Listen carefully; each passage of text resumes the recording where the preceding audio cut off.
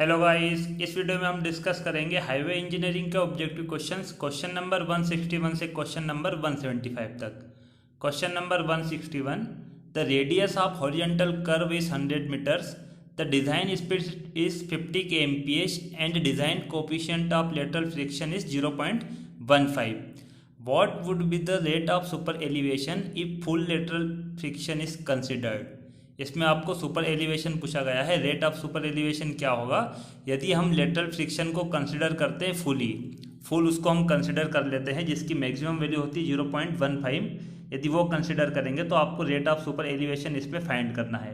तो फ्रेंड्स, इस क्वेश्चन को हम देख लेते हैं। सुपर एलिवेशन का जो फॉर्मूला होता है E plus F is equal to V square divided by 127 into R, where E क्या है, rate of super elevation, F lateral friction, V design speed in kmph और आर है radius of curve in metre. तो friends, यहाँ पर हमें question में दिया गया है कि आपको लेटरल फ्रिक्शन कैसे एज्यूम करना है। Full lateral friction is considered means maximum value is taken, और मैक्सिमम वैल्यू कितनी होगी 0.15। यहाँ पर हम वैल्यू रख देंगे, एफ की 0.15 रख देंगे, वी हमें गिवन है स्पीड 50 और आर कितना दिया गया 100। जब इनकी वैल्यू रखेंगे तो ई हमारा कितना आ जाएगा 1/21.34। Question number 161 answer A correct होगा। नेक्स्ट क्वेश्चन है question number 162, match list first with list second and select the correct answer using the codes given below the list. इसमें दो लिस्ट दी गई है। तो पहली लिस्ट में ऑप्शन ए है पेनिट्रेशन टेस्ट। आपको बताना है पेनिट्रेशन टेस्ट के लिए लिस्ट सेकंड में से कौन सा आंसर करेक्ट होगा। तो हम ये जो चारों इसमें टेस्ट दिए गए हैं लिस्ट 1 में, इन चारों को डिस्कस कर लेते हैं पहले, फिर हम इसमें मैच लिस्ट फर्स्ट और सेकंड देखेंगे। पेनिट्रेशन टेस्ट क्या होता है, the penetration value of bitumen is measured by distance in tenths of mm that is standard needle would penetrate vertically into bitumen sample under standard condition of test। तो friends, एक condition होती है standard condition, उसमें हम क्या करते हैं, vertically needle को पेनिट्रेट करवाया जाता है बिटुमिन में। यहाँ पर आप देख भी सकते हो, यहाँ पर ये निडल आपको दिखाई दे रही है, ठीक है। यहाँ पर डायल गेज है, यहाँ पर रीडिंग मिलेगी, और यहाँ पर हम सैंपल रख देते बिटुमिन, और यहाँ पर टेम्परेचर कितना होगा 25 डिग्री सेल्सियस होगा बिटुमिन का टेम्परेचर, और 100 ग्राम जो लोड होता है, ये पूरी असेंबली उसका लोड कितना होगा, स्टैंडर्ड लोड होता है 100 ग्राम। इसको जब निडल को पेनिट्रेट करवाया जाता है, ठीक है, और हम मेजर कर लेते हैं डायल गेज में इसका पेनिट्रेशन कितना हुआ है, ठीक है फ्रेंड्स। ये हम 5 सेकंड के बाद नोट कर लेते हैं, आफ्टर 5 सेकंड उसका पेनिट्रेशन कितना हुआ है वो हम नोट कर लेते हैं। By this test we can determine the hardness और सॉफ्टनेस वैल्यू ऑफ बिटुमिन। तो फ्रेंड्स, इस टेस्ट से हमें क्या पता चलता है, बिटुमिन की हार्डनेस और उसकी सॉफ्टनेस पता चलेगी। यदि बिटुमिन हार्ड है तो निडल का पेनिट्रेशन कम होगा, और बिटुमिन सॉफ्ट है तो पेनिट्रेशन ज़्यादा होगा। Penetration test is commonly adopted test on bitumen to grade the material in terms of its hardness. तो फ्रेंड्स, जो पेनिट्रेशन टेस्ट होता है वो कॉमनली हम कहाँ यूज़ करते हैं, बिटुमिन की ग्रेड निकालने के लिए। और ग्रेड का मतलब क्या हो जाएगा, a 80/100 grade bitumen indicates that its penetration value lies between 80 to 100। 80/100 एक ग्रेड है बिटुमिन की, और इसकी मीनिंग क्या होगी कि उसमें जो पेनिट्रेशन हुआ है निडल का, वो हमें डायल गेज में रीडिंग क्या मिलेगी 80 से 100 तक। और फ्रेंड्स, यहाँ हमने जो देखी थी फर्स्ट लाइन जो है, measured by distance in 10th of mm, मतलब जो दिया गया है पेनिट्रेशन की रेंज वो क्या होगी 10th ऑफ mm, मतलब 80 से 100 mm। 80 से 100 का मतलब क्या हो जाएगा 80/10 mm से 100/10 mm, ठीक है फ्रेंड्स। इसका मतलब 80/100 का मतलब क्या होगा 8 mm से 10 mm तक पेनिट्रेशन हुआ है निडल का। जो निडल है उसका पेनिट्रेशन कितना हुआ है 8 mm से 10 mm तक, ये होता है पेनिट्रेशन टेस्ट। सेकेंड देख लेते हैं, bituminous concrete mix is commonly designed by Marshall method. जो मार्शल मेथड होती है उससे हम बिटुमिनस कॉन्क्रीट मिक्स की डिज़ाइन करते हैं। सी है softening point of bitumen indicates the point at which bitumen attains a particular degree of softening under specified condition of the test. जो बिटुमिन होता है उसका सॉफ्टनिंग पॉइंट क्या होगा, क्या इंडिकेट करता है, वो एक पर्टिकुलर डिग्री ऑफ सॉफ्टनिंग होगी जो स्पेसिफाई एक कंडीशन होती है टेस्ट की। जैसे रिंग और बॉल का हम यूज़ करते हैं, एक टेस्ट है जो अपैरेटस का नाम हो जाएगा रिंग एंड बॉल अपैरेटस। इस अपैरेटस में एक स्पेसिफाइड कंडीशन होगी और इस टेस्ट का यूज़ करके, इस अपैरेटस का यूज़ करके हम क्या करते हैं, उस बिटुमिन की सॉफ्टनिंग निकाल लेते हैं कि बिटुमिन कितनी, उसका सॉफ्टनिंग पॉइंट कितना होगा। और हम बिटुमिन को कितना गर्म करते हैं, रिंग एंड बॉल अपैरेटस में उसको हीट करते हैं 75 से 100 डिग्री सेल्सियस के लिए। तो फ्रेंड्स आपको यहाँ पर क्या समझना है कि जो सॉफ्टनिंग पॉइंट होता है बिटुमिन का, वो हम किससे फाइंड करते हैं, रिंग एंड बॉल अपैरेटस से। और बेंकलमैन बीम मेथड होती है one of the method for measuring surface deflection in field पे हम, ये फील्ड मेथड होती है, तो फील्ड में हम जो सरफेस होती है उसका डिफ्लेक्शन मेजर करते हैं बेंकलमैन मेथड से। Method to assess pavement condition and overlaying design, उसकी ओवरले डिज़ाइन करने के लिए, ठीक है, और पेवमेंट की कंडीशन को एक्सिस करने के लिए इस मेथड का यूज़ करते हैं, बेंकलमैन मेथड का।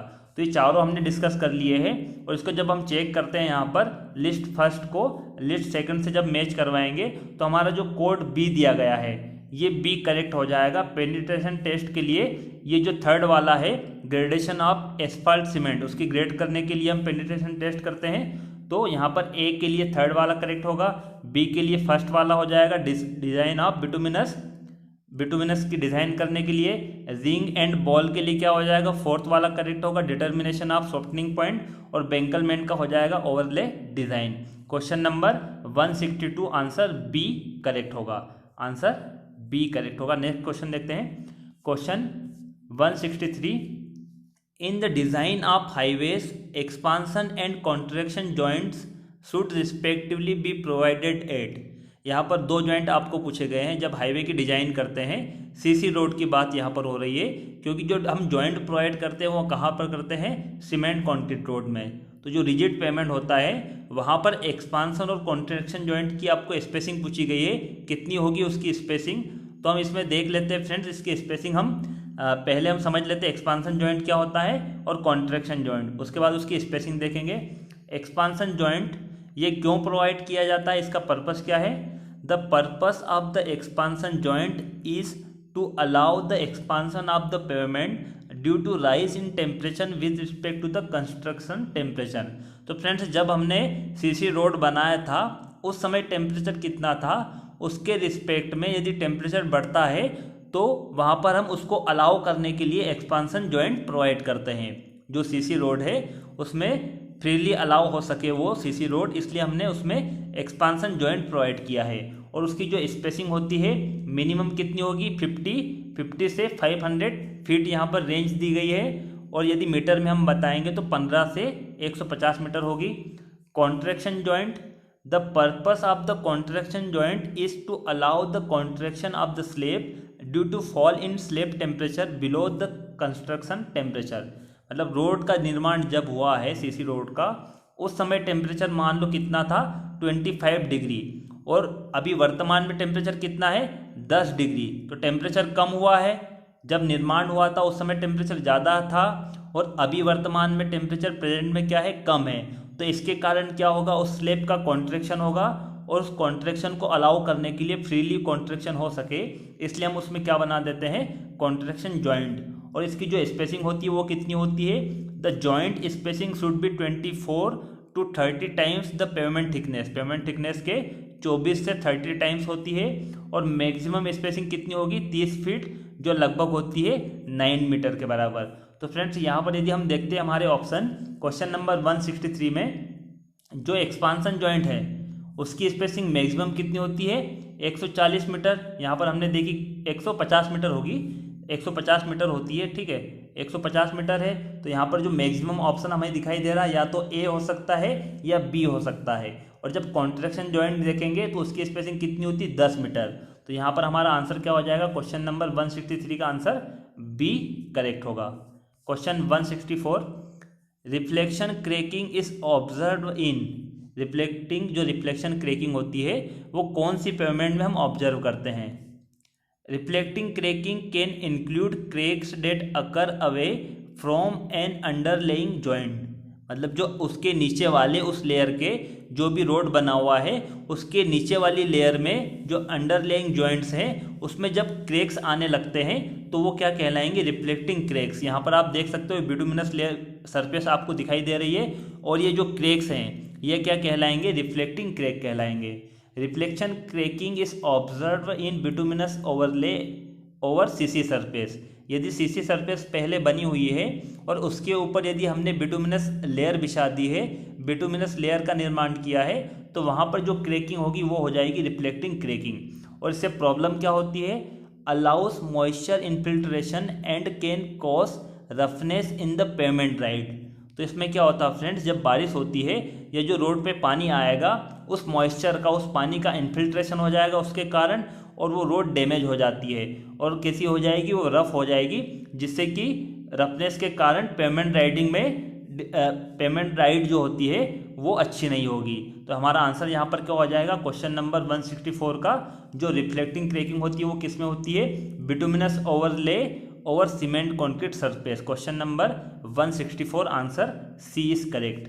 Question 165, psychological widening on road surface road curves in given bye.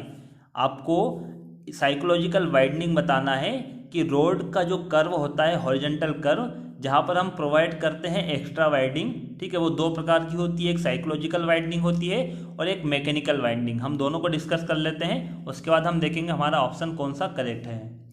Psychological widening, psychological widening क्या होता है, while negotiating a horizontal curve the driver has a tendency to follow the inner of the pavement. तो जो driver होता है जब वो horizontal curve में ड्राइव करता है गाड़ी को, तो उसकी टेंडेंसी होती है कि जो इनर है, पेमेंट की इनर है, जैसे ये हॉरिजॉन्टल कर्व है तो ड्राइवर क्या फॉलो करता है, इस इनर एज को, जो इनर साइड होगी उसको फॉलो करता है। This reduces the effective width of the pavement at curves. तो वो जो कर्व की इफेक्टिव विड्थ होती है उसको कम कर देता है, उसकी टेंडेंसी होती है, ठीक है। इसके बाद है, in order to have the smooth operation at curve you need to provide an extra widening at the curve of the road. तो स्मूथ ऑपरेशन के लिए वो ड्राइवर प्रॉपरली उस कर्व में गाड़ी को चला सके, इसलिए उस कर्व में एक्स्ट्रा वाइडनिंग प्रोवाइड कर देते हैं, जिसको क्या कहेंगे, साइकोलॉजिकल वाइडनिंग कहा जाता है। आईआरसी के अनुसार जो फॉर्मूला होगा साइकोलॉजिकल रीजन के कारण एक्स्ट्रा वाइडनिंग का, वो क्या हो जाएगा, v डिवाइडेड बाई 9.5 √r। ठीक है फ्रेंड्स। नेक्स्ट हम देख लेते हैं mechanical widening. While negotiating a curve rear wheels have a tendency to follow the inner track. तो फ्रेंड्स क्या होता है, जो कर्व होता है, कर्व में जब व्हीकल जाता है तो उसके फ्रंट व्हील और रियर व्हील, ये दोनों का जो पाथ होता है वो अलग अलग होगा, ठीक है। यदि हॉरिजॉन्टल कर्व है तो आगे वाले व्हील और पीछे वाले व्हील, इन दोनों का पाथ सेम होगा, लेकिन कर्व में क्या होता है, आगे वाले का पाथ और जो रियर व्हील है इन दोनों का पाथ अलग अलग हो जाता है, ये पाथ फॉलो नहीं करेंगे। रियर व्हील जो होते हैं वो फ्रंट व्हील के पाथ को फॉलो नहीं करते हैं।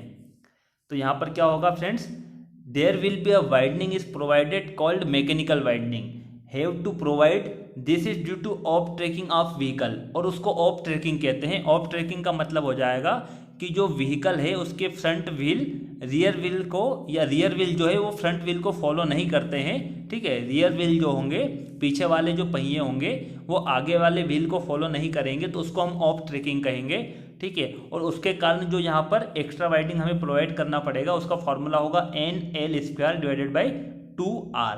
तो फ्रेंड्स यहाँ पर हम देख लेते हैं, N का मतलब होगा नंबर ऑफ लेन, ठीक है, नंबर ऑफ लेन हो जाएगा। यहाँ पर L लेंथ दी गई है और यहाँ पर R है रेडियस, और यहाँ पर जो V है साइकोलॉजिकल वाइडनिंग में, V हो जाएगी डिज़ाइन स्पीड होगी, ठीक है, और R होगी रेडियस ऑफ कर्व हो जाएगी। और यहाँ पर 9.5 है, इसको यदि हम एज्यूम कर लेते हैं 10, ठीक है, V डिवाइडेड बाई 10 √R, तो ये 10 यदि ऊपर जाएगा तो कितना हो जाएगा, 0.1 V डिवाइडेड बाई √R। तो यही हमारा आंसर होगा। क्वेश्चन नंबर 165 में आंसर बी करेक्ट हो जाएगा। साइकोलॉजिकल वाइडनिंग कितनी होगी, 0.1 V डिवाइडेड बाई √R। यहाँ पर हम दोनों को यदि ऐड कर देते हैं, साइकोलॉजिकल वाइडनिंग को ठीक है, साइकोलॉजिकल वाइंडिंग को और मैकेनिकल वाइंडिंग को ऐड कर देंगे तो यहाँ पर टोटल एक्स्ट्रा वाइंडिंग निकल जाएगी। टोटल एक्स्ट्रा वाइंडिंग यहाँ पर कैलकुलेट कर सकते हैं। नेक्स्ट क्वेश्चन है question number 166। Which one of the following items of hill roads construction does not help in the prevention of landslides in the monsoon season. Monsoon season में जब landslide होती है तो यहाँ पर आपको 4 कंपोनेंट दिए गए हैं हिल रोड के। यहाँ पर 4 कंपोनेंट, 4 आइटम्स दिए गए हैं, तो इनमें से आपको बताना है कि कौन सा ऐसा कंपोनेंट है जो लैंडस्लाइड में मदद नहीं करता है। तो हम चारों को पहले डिस्कस कर लेते हैं। रिटेनिंग वॉल क्या होती है, केज वाटर ड्रेन किसे कहेंगे, ब्रिस्ट वॉल और हेयर पिरमिड्स, ये चारों क्या होते हैं, उसके बाद हम देखेंगे इसका आंसर क्या है। Breast wall, a breast wall is constructed to prevent the soil on a natural slope of the embankment for sliding down the slope due to effect of weather erosion। तो फ्रेंड्स जब erosion होता है, ठीक है, erosion होगा या weathering के कारण उसकी स्लाइडिंग ना हो, इसके लिए हम क्या बना देते हैं, ब्रिस्ट वॉल बना देते हैं। यहाँ पर एग्जाम्पल भी हम देख लेते हैं। यहाँ पर जो ब्रिस्ट वॉल है ये नेचुरल स्लोप है। नेचुरल स्लोप को हम रिटेन करने के लिए, उसका जो स्लोप है वो स्लाइड ना हो, उसके लिए हम क्या बना देते हैं, ब्रिस्ट वॉल बना देंगे। और ये आर्टिफिशियल हमने यहाँ पर क्या किया, जो एम्बैंकमेंट है, रोड है, यहाँ पर हमने फिलिंग की, ठीक है, यहाँ पर सॉइल की क्या की, हमने फिलिंग की। तो यहाँ पर ये क्या हो जाएगा, आर्टिफिशियल स्लोप है। आर्टिफिशियल स्लोप को रिटेन करने के लिए रिटेनिंग वॉल का यूज़ किया जाता है। यही दोनों में डिफरेंस है। जो ब्रिस्ट वॉल है वो क्या हो जाएगी, जो नेचुरल स्लोप है उसको रिटेन करती है, और रिटेनिंग वॉल जो आर्टिफिशियल स्लोप है उसको रिटेन करने का काम करेगी। नेक्स्ट हम देख लेते हैं केज ड्रेन क्या है। केज ड्रेन का मतलब होगा when the road runs in steep side हिल।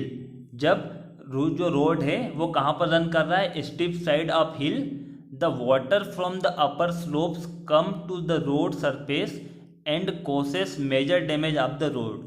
तो क्या होता है फ्रेंड्स, जब हिल में रोड बनाया जाता है, ये कहाँ पर हो जाएगा, इस साइड यदि रोड बना हुआ है, road run in steep side, ठीक है, तो क्या होगा, ये पानी जो है हिल का ये जो नीचे आएगा और इस रोड पे जब आता है तो इस रोड पे डैमेज हो जाता है और ये रोड खराब हो जाएगा। Divert the water from the hill slope. तो उस वाटर को डाइवर्ट करने के लिए हम क्या करते हैं, catch water drains are provided on the same side as the side drain running parallel to the road. तो इसको मैं समझा देता हूँ आपको डायग्राम बना के। ये हिल है, ठीक है, ये हिल है और यहाँ पर रोड बना हुआ है।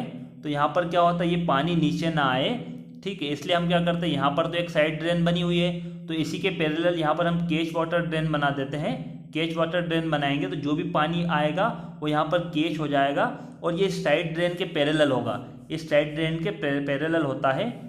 The water from the cage water drain is diverted to the nearest cross drainage work such as culvert or the natural stream।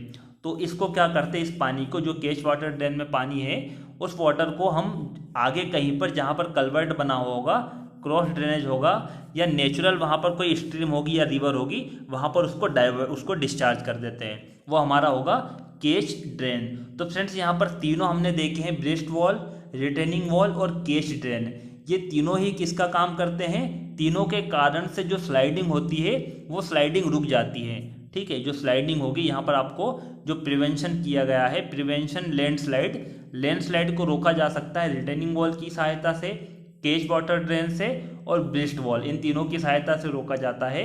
और जो लास्ट ऑप्शन दिया गया है हेयर पिन बेंड्स, तो फ्रेंड्स ये एक प्रकार का रोड है, यहाँ पर आपको दिखाई दे रहा है ये हेयर पिन जैसा, तो ये टाइप ऑफ रोड पैटर्न हो जाएगा, हेयर पिन बेंड्स जिसको कहा जाता है।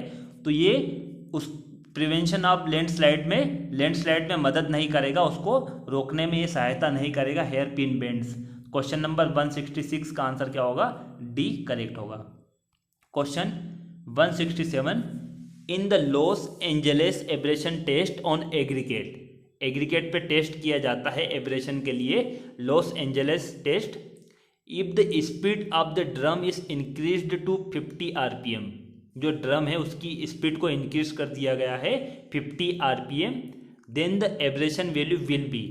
तो यहाँ पर आपको एब्रेशन वैल्यू बताना है कि वो बढ़ जाएगी या कम होगी या अनचेंज्ड या बी अनप्रेडिक्टेबल। ये 4 ऑप्शन आपको दिए गए हैं। तो हम इस टेस्ट को समझ लेते हैं, ये टेस्ट कैसे किया जाता है, इसकी प्रोसीजर हम देख लेते हैं, उसके बाद हम देखेंगे इसकी एब्रेशन वैल्यू क्या होगी, ठीक है, उस पर क्या इफेक्ट पड़ेगा यदि हम ड्रम की स्पीड बढ़ा देते हैं। Los Angeles abrasion test, it consist of a hollow cylindrical machine closed at both ends having 70 centimeter internal diameter and 50 centimeter long, mounted on support so that it may rotate about its horizontal axis। तो friends ये इसके बारे में दिया गया है कि एक सिलेंड्रिकल मशीन होती है, एक ड्रम होता है जो कि दोनों एंड से क्या होता है, क्लोज्ड होगा, ठीक है, और ये इस तरीके से होता है, इस तरीके से माउंटेड होता है जिससे कि हॉरिजॉन्टल एक्सिस में रोटेट हो सके, ठीक है, हॉरिजॉन्टल एक्सिस में रोटेट हो सके। और इसके सब डायमेंशन वगैरह दी गई है। Steel spherical balls 4.5 centimetre diameter and weight 390 grams to 445 grams, ठीक है, जो इसमें स्टील की स्पेरिकल बॉल होती है जिनका साइज यहाँ पर दिया गया है और उसका वेट दिया गया है। The weight and number of balls per charge of aggregate depends upon the grading of aggregate sample. तो जो एग्रीगेट का सैंपल है उसकी ग्रेड के अकॉर्डिंग हम नंबर ऑफ बॉल और नंबर ऑफ बॉल उसमें डाल देंगे सैंपल के साथ में उस ड्रम के अंदर। अब इसकी प्रोसीजर क्या होगी, प्रोसीजर हम देख लेते हैं किस तरीके से टेस्ट किया जाता है। सैंपल 5 kg और 10 kg depending on the grading of aggregate sample. Aggregate sample के अकॉर्डिंग, उसकी ग्रेड के अकॉर्डिंग 5 kg या 10 kg हम सैंपल लेते हैं और क्या करेंगे, उस सैंपल को उस ड्रम में डाल देते हैं और ड्रम में स्टील की जो बॉल है, नंबर ऑफ बॉल्स, वो भी हम ग्रेडिंग के अकॉर्डिंग, जो सैंपल है उसकी ग्रेडिंग के अकॉर्डिंग उसमें स्पेरिकल बॉल भी डाल देते हैं। नेक्स्ट प्रोसीजर क्या होगी इसकी, machine is rotate at a speed of 30 to 33 RPM। Machine जो होती है, जो ड्रम होता है, उसको हम रोटेट करते हैं 30 से 33 RPM की स्पीड से। और कितने RPM उसमें हम देंगे, 500 से 1000 RPM उसमें हम देते हैं डिपेंडिंग ऑन ग्रेडिंग। उसकी एग्रीगेट की ग्रेडिंग के अकॉर्डिंग 500 से 1000 RPM उसको प्रोवाइड किए जाते हैं।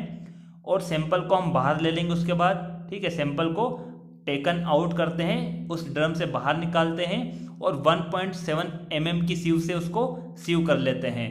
और जितना भी पासिंग वेट होगा उस वेट को हम तोल लेते हैं कितना है, वो हो जाएगा W2।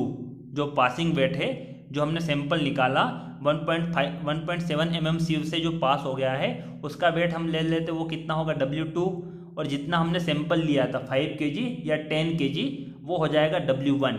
W1 is the weight of sample put in the machine, या ड्रम में हमने जितना भी पुट किया है वो होगा W1। तो फ्रेंड्स यहाँ पर क्या होगा, एब्रेशन वैल्यू क्या है, W2 divided by W1।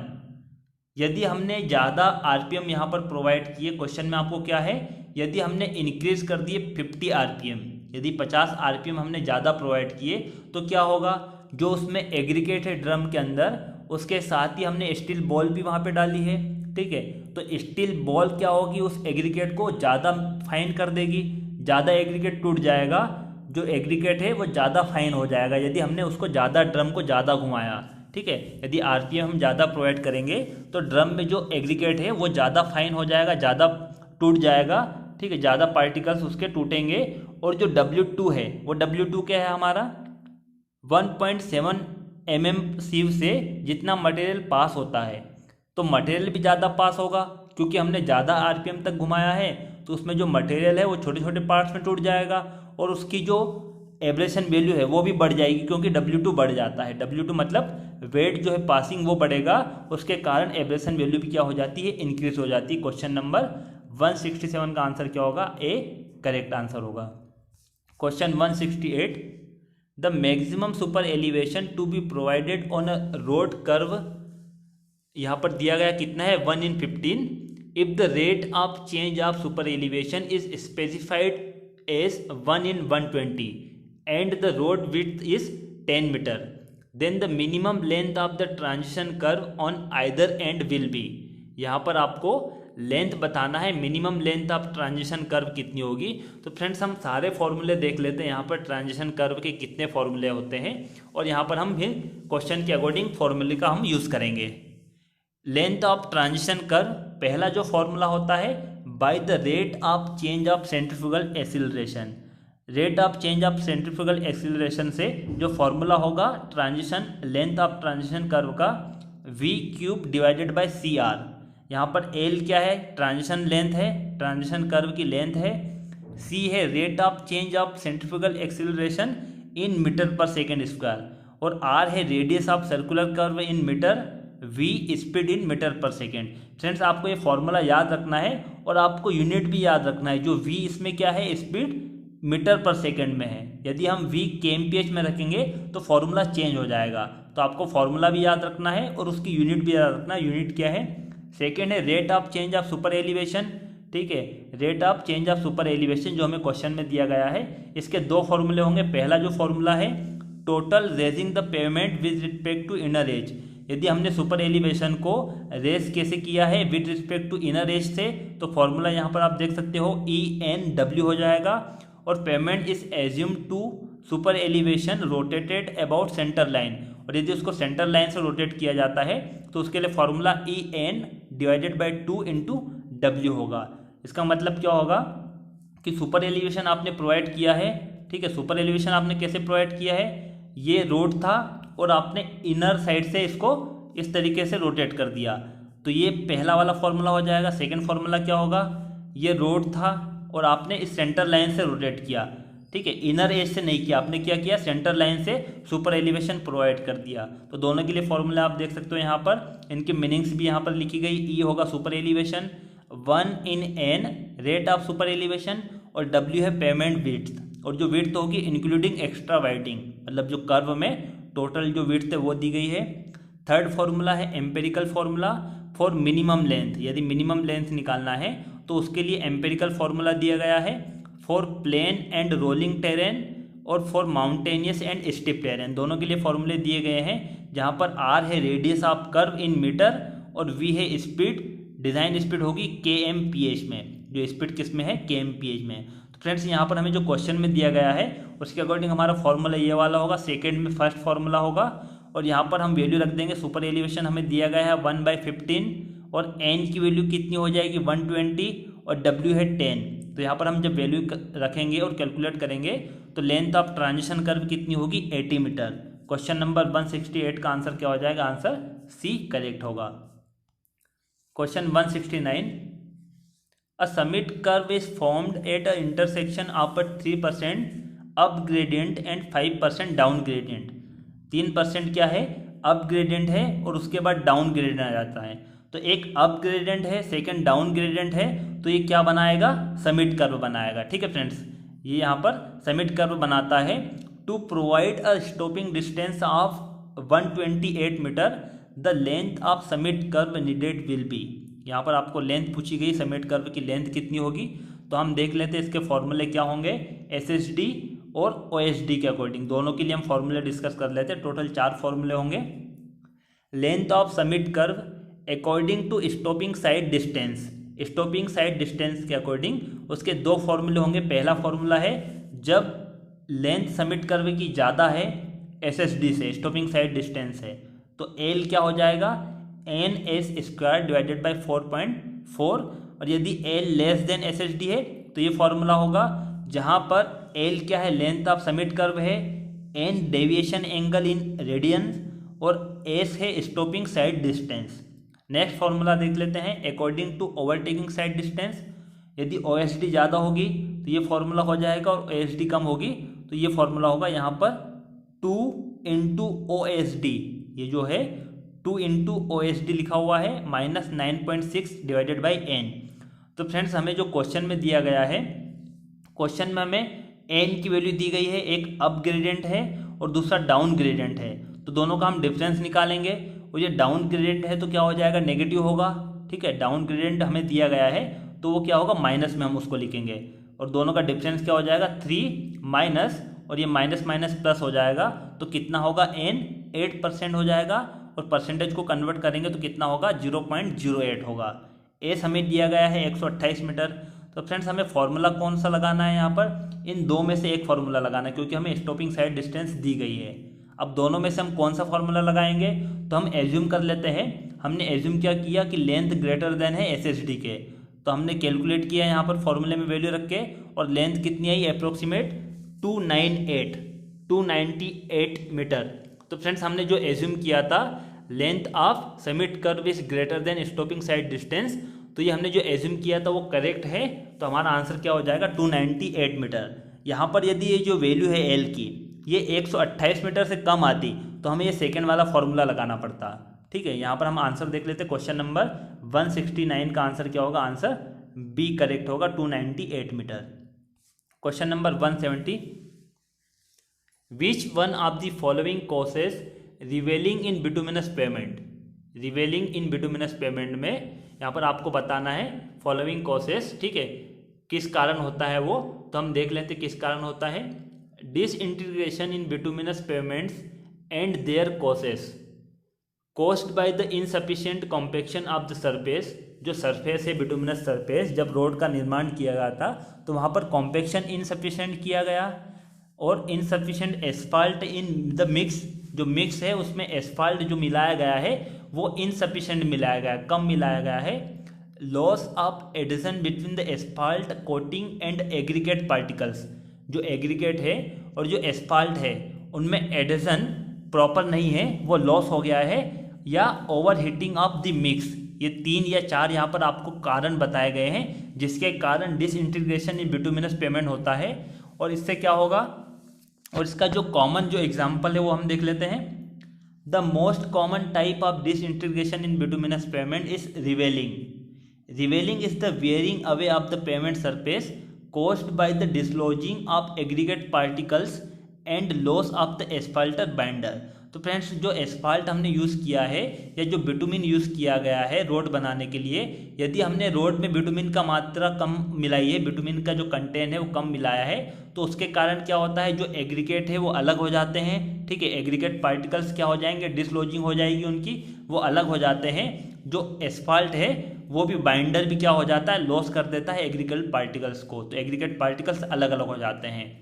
As the revealing continuous, और यदि रिवेलिंग कंटिन्यूस हो जाती है, जो एग्रीगेट पार्टिकल्स है वो कंटिन्यूसली अलग होते जाते हैं, तो क्या होगा, larger piece are broken free, तो वहाँ पर आपको गड्ढा दिखाई देगा। And the pavement takes on the rough appearance, और जो पेमेंट वो कैसा दिखाई देगा, आपको रफ दिखाई देगा। तो फ्रेंड्स यहाँ पर क्या कारण होगा, जो बिटुमिन कंटेंट है वो लो मिलाया गया है। क्वेश्चन नंबर 170 का आंसर क्या हो जाएगा, सी करेक्ट होगा, लो बिटुमिन कंटेंट। यदि बिटुमिन का कंटेंट कम होगा तो उसका कारण क्या होगा, उसके कारण क्या होगा, ravelling in bituminous pavement. Bitumen pavement में क्या हो जाएगी, रिवेलिंग हो जाएगी। Question number 170 answer C is correct. Question 171, in desire line diagram, जो डिजायर लाइन डायग्राम होता है उसमें आपको 4 ऑप्शन दिए गए हैं उससे रिलेटेड। तो फ्रेंड्स हम देख लेते हैं डिजायर लाइन डायग्राम कब बनाया जाता है, कब प्लॉट करते हैं, कौन सी स्टडी में। The origin and destination studies gives idea of the number of vehicular traffic their origin and destination in each zone of study. जहाँ पर भी हम स्टडी करते हैं तो ओरिजिन एंड डेस्टिनेशन जो स्टडी होती है वो हमें आइडिया देती है कि जो व्हीकल है उनकी ओरिजिन क्या है और डेस्टिनेशन क्या है, मतलब वो व्हीकल कहाँ से आते हैं और कहाँ तक जाते हैं, उनकी ओरिजिन और डेस्टिनेशन हमें पता चलती है। ठीक है, और उसके अकॉर्डिंग हम क्या करते हैं, फिर डिजायर लाइन प्लॉट कर देते हैं। डिजायर लाइन हम प्लॉट करेंगे, ठीक है, किस तरीके से प्लॉट करेंगे, 2 स्टेशन है और यहाँ पर हमने देख लिया कि कितने व्हीकल जाते हैं, ठीक है, और नंबर ऑफ ट्रिप्स उनकी कितनी होगी वो हम काउंट कर लेते हैं। ठीक है, 2 स्टेशन के बीच में थिकनेस और width of the desire line show volume. यदि इसकी थिकनेस 2 पॉइंट के बीच की थिकनेस ज़्यादा होगी, इसका मतलब क्या होगा कि यहाँ पर ट्रैफिक ज़्यादा है, ट्रैफिक वॉल्यूम क्या है, ज़्यादा है। ठीक है, या number of trips on both direction, जो नंबर ऑफ ट्रिप्स है दोनों डायरेक्शन की वो ज़्यादा होगी ऑन डेट रोड, उस रोड की। तो हमारा आंसर क्या हो जाएगा, यहाँ पर देख लेते हैं, जो सी दिया गया है, width of desire line is proportional to the number of trips in both direction. तो डिजायर लाइन की जो विड्थ होती है वो किसके प्रोपोर्शनल होती है, number of trips in both direction, दोनों डायरेक्शन में व्हीकल की जो ट्रिप्स होगी उसके प्रोपोर्शनल होगी। और थिकनेस जितनी ज़्यादा होगी इसका मतलब वहाँ पर ट्रैफिक वॉल्यूम उतना ही अधिक है। Question number 171 answer C correct होगा। Question 172, a typical Marshall test graph is shown in figure, the variable on the Y axis is. इसमें आपको एक ग्राफ दिया गया है और एक्स एक्सिस में दिया गया है percentage binder content by weight of the total mix, और आपको बताना है कि वाई एक्सिस पे क्या होगा। तो फ्रेंड्स हम इसके सारे ग्राफ देख लेते हैं। जो मार्शल टेस्ट होता है उसके पांचों ग्राफ हम यहाँ पर देख लेते हैं। 5 ग्राफ दिए गए हैं। एक्स एक्सिस पे तो बिटुमिन परसेंट होगा, लेकिन वाई एक्सिस पे चेंज हो जाती है। यदि स्टेबिलिटी होगी तो उसका ग्राफ आप देख सकते हो इस तरीके से बनेगा। फ्लो वैल्यू यदि वाई एक्सिस पे होगी तो ये ग्राफ हमें क्वेश्चन में दिया गया है। यूनिट वेट, एयर वॉइड और VFB, void filled with bitumen. तो ये पांचों ग्राफ आपको ध्यान रखना है। वाई एक्सिस पे क्या होगा, एक्स एक्सिस पे तो कांस्टेंट बिटुमिन परसेंट दिया गया है और यहाँ पर इनकी वैल्यू भी दी गई है। टेस्ट प्रॉपर्टी, मार्शल स्टेबिलिटी कितनी होगी, 340 होगी मिनिमम केजी में। फ्लो वैल्यू कितनी होगी, 0.25 mm यूनिट्स के लिए कितनी होगी, 18 से 17 होगी। Percent air voids in the mix वो होगा 3 से 5% होगा। वॉइड्स फिल विद बिटुमिन वो कितना होगा, 75 से 85। तो हमारा आंसर क्या होगा, यहाँ पर जो ग्राफ आपको दिया गया है इसमें फ्लो वैल्यू आ जाएगी हमारी। क्वेश्चन नंबर 172 में वाई एक्सिस पे क्या होगी, flow value. Question number 172 answer B correct होगा। 173 गिवन डेट, यहाँ पर आपको दिए गए हैं 6, यहाँ पर आपको दिए गए कांस्टेंट यहाँ पर या वेरिएबल भी हो सकते हैं। The combination of parameters required for the obtaining the radius of relative stiffness of cement concrete slab. यदि सीमेंट कॉन्क्रीट स्लैब में आपको रिलेटिव स्टिफनेस निकालना है तो आपको बताना है कि कौन कौन से यहाँ पर जो दिए गए हैं 6 आपको पैरामीटर्स वो यूज़ होंगे। तो हम देख लेते हैं रिलेटिव स्टिफनेस का फॉर्मूला क्या होता है। रिलेटिव स्टिफनेस का फॉर्मूला यहाँ पर आपको दिया गया है फ्रेंड्स, जहाँ पर एल क्या है, radius of relative stiffness in centimetres. E modulus of elasticity of cement concrete in KG per centimetre square. Mu यहाँ पर है Poisson ratio of cement concrete जो कितना होगा, 0.15 होता है। एच है स्लैब थिकनेस इन सेंटीमीटर और के है सबग्रेड मॉडुलस या modulus of subgrade reaction in KG per centimetre square. तो फ्रेंड्स ये क्वेश्चन इजी क्वेश्चन है। यदि आपको फॉर्मूला पता होगा तो आप बता सकते हो कि जो एल है उसमें कौन कौन से पैरामीटर होंगे, ई होगा, एच होगा, म्यू होगा और के होगा। क्वेश्चन नंबर 173 में जो ऑप्शन सी दिया गया है वो करेक्ट हो जाएगा। रिलेटिव स्टिफनेस यदि आपको फाइंड करना है तो आपको ई, एच, के और म्यू इन चारों की आवश्यकता होगी। क्वेश्चन नंबर 173 आंसर क्या होगा, सी इसका करेक्ट होगा। नेक्स्ट क्वेश्चन है, सेकेंड लास्ट क्वेश्चन है। Consider the following situation. यहाँ पर आपको 4 स्टेटमेंट दिए गए हैं, ठीक है। Traffic volume entering from all roads is less than 300 vehicles per hour. यदि जो रोटरी है यदि उसकी डिज़ाइन की जाती है तो ट्रैफिक वॉल्यूम कितना होगा, लेस देन 300 होना चाहिए। Pedestrian volume is high, total right turning traffic is high, a road in a hilly region. ये 4 स्टेटमेंट दिए गए हैं। A rotary will be more suitable than control by signal. यदि हम सिग्नल से कंट्रोल करने की बजाय हम रोटरी वहाँ पर यूज़ कर सकते हैं। किस कंडीशन में, आपको बताना है 4 में से कौन कौन सी कंडीशन होगी जहाँ पर कि हम रोटरी यूज़ करेंगे सिग्नल के कंपेयर में। तो हम देख लेते हैं रोटरी का यूज़ कब करते हैं, उसकी गाइडलाइंस क्या है। Guidelines for the selection of rotary. Rotary की सिलेक्शन की गाइडलाइंस पहली जो है, traffic volume entering from all roads is 500 to 3000 vehicles per hour. जो रोड में टोटल जो ट्रैफिक हुआ वो जो एंटर कर रहा है वो कितना होना चाहिए, मिनिमम 500 और मैक्सिमम कितना होगा 300, इसके बीच में होगा, तभी हम रोटरी को डिज़ाइन करते हैं। सेकेंड है total right turning traffic is high. जो राइट टर्निंग ट्रैफिक है वो ज़्यादा होगा। और थर्ड है यहाँ पर if the number of intersecting roads is between 4 and 7 then rotaries can be constructed with advantage. यदि रोटरी का हम निर्माण करते हैं, रोटरी बनाते हैं, ठीक है फ्रेंड्स। रोटरी क्या हो जाती है, एक आइलैंड होती है। ये जैसे रोड है जो इंटरसेक्ट करते हैं रोड, वहाँ पर एक आइलैंड बनाया जाता है, ठीक है। ये आइलैंड बनाया जाता है और वहाँ पर जो व्हीकल आते हैं वो व्हीकल किसी भी रोड से आता है तो वो इसके राउंड लगाता है, ठीक है, जिस भी रोड में उसको जाना है। यदि यहाँ पर इस रोड में यदि इस व्हीकल को जाना है तो इस रोटरी के क्लॉकवाइज घूमेगा और इसमें एंटर कर जाएगा, ठीक है फ्रेंड्स। तो यहाँ पर जितने भी व्हीकल होते हैं वो एक ही डायरेक्शन में उनका मूवमेंट होता है, वो कहलाएगी रोटरी। एक आइलैंड होता है जो सेंटर में बनाया जाता है। तो हम यहाँ पर देख लेते हैं कौन सा स्टेटमेंट हमारा करेक्ट होगा। यहाँ पर स्टेटमेंट फर्स्ट जो दिया गया है, जो व्हीकल यहाँ पर व्हीकल पर आवर जो 3000 यहाँ पर दी गई है लिमिट, उससे कम होगा, ठीक है। तो ऑप्शन ये फर्स्ट स्टेटमेंट करेक्ट होगा। और यहाँ पर जो थर्ड स्टेटमेंट दिया गया है total right turning traffic is high, ये भी करेक्ट होगा। क्वेश्चन नंबर 174 के लिए स्टेटमेंट फर्स्ट और थर्ड ये दोनों करेक्ट होंगे जब हम डिज़ाइन करते हैं रोटरी को। क्वेश्चन नंबर 174 का आंसर क्या हो जाएगा, आंसर ए करेक्ट होगा, answer A is correct. Last question है इस वीडियो का, इसमें भी आपको एक लिस्ट दी गई है, लिस्ट फर्स्ट और आपको लिस्ट सेकंड से उसको मैच करना है, ठीक है। तो हम डिस्कस कर लेते हैं इसको। ड्यूरेबिलिटी का मतलब क्या होता है, aggregates used in pavements have to withstand the adverse action of weather such as physical and chemical action of rain and ground water and effects of atmospheric etcetera. तो फ्रेंड्स क्या होता है, एटमॉस्फेयर या ग्राउंड वाटर या rain action, ठीक है, उनका physical chemical action के कारण जो रोड होता है, जो पेमेंट है, वो कितना उसको एडवर्स एक्शन को कितना रोक सकता है, ठीक है, वो क्या कहलाएगी, उसकी ड्यूरेबिलिटी कहलाती है। वो एग्रीगेट की ड्यूरेबिलिटी कहलाती है कि वो जो फिजिकल और केमिकल एक्शन होती है रेन की, ग्राउंड वाटर की या एटमॉस्फेरिक इफेक्ट के कारण वो एग्रीगेट को कितना विदस्टैंड कर सकता है, वो कहलाती है ड्यूरेबिलिटी। और ड्यूरेबिलिटी यदि हमें डिटरमाइन करना है तो हम कौन सा टेस्ट करते हैं, the durability of aggregates is determined by soundness test. Soundness test से हम ड्यूरेबिलिटी निकालते हैं। सेकेंड है एब्रेशन। एब्रेशन का मतलब क्या होगा, the aggregates used in the surface course are subjected to constant abrasion due to moving vehicle. यदि हमने सरफेस कोर्स के लिए एग्रीगेट का यूज़ किया है तो जो उसके ऊपर मूविंग व्हीकल है उसके कारण क्या होगा, उसमें एब्रेशन होगा, कांस्टेंट एब्रेशन होगा। The removal of material from the surface of the road by grinding action is known as abrasion.